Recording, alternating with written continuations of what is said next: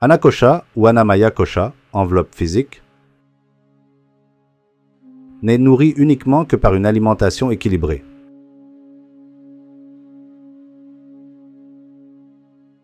Comment allons-nous nourrir l'âme? Dhyana, méditation, consiste à transcender l'esprit. Traditionnellement, la compréhension d'un être humain normal est basée sur les définitions du dictionnaire. Le dictionnaire Oxford définirait la méditation comme le fait de concentrer son esprit sur une idée ou une pensée. Mais en réalité, le dhyana consiste à transcender l'esprit lui-même, à transcender la fonction même de la pensée. Nous devons donc nous corriger et nous demander comment procéder. Bien que je puisse commencer par une pensée, comment puis-je transcender la pensée elle-même? C'est le premier point.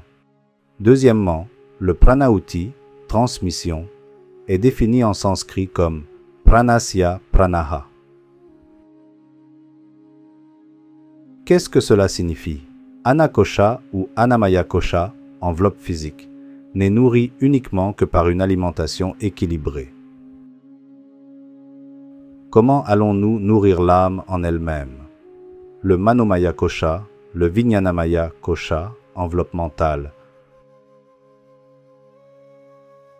Tous ces koshas peuvent être enrichis par la connaissance et les efforts contemplatifs.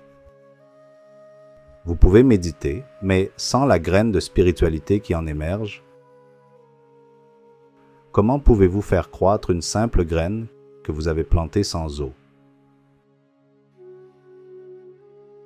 Pranasya Pranaha fonctionne comme une eau nourrissante, une nourriture pour cette même graine spirituelle qui enveloppe l'âme de la grâce des gourous.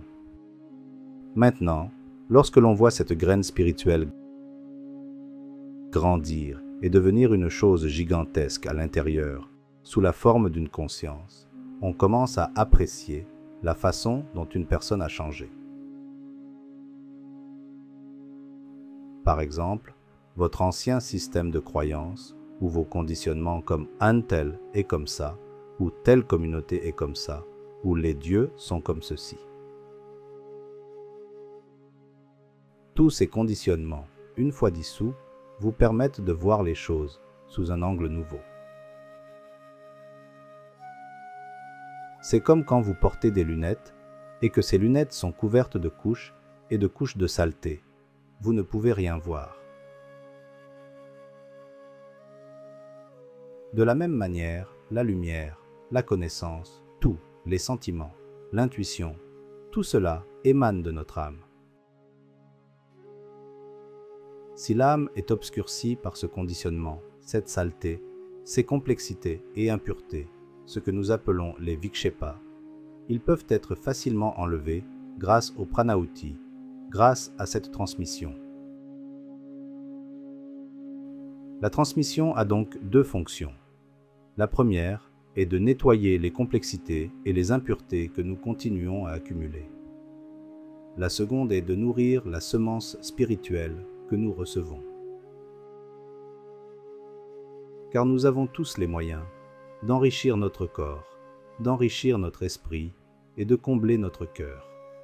Mais qu'en est-il de l'alimentation de l'âme? C'est ce que l'on appelle le pranasya pranaha. Pranasya pranaha, le flux de pranahuti, a pour but de nourrir l'âme.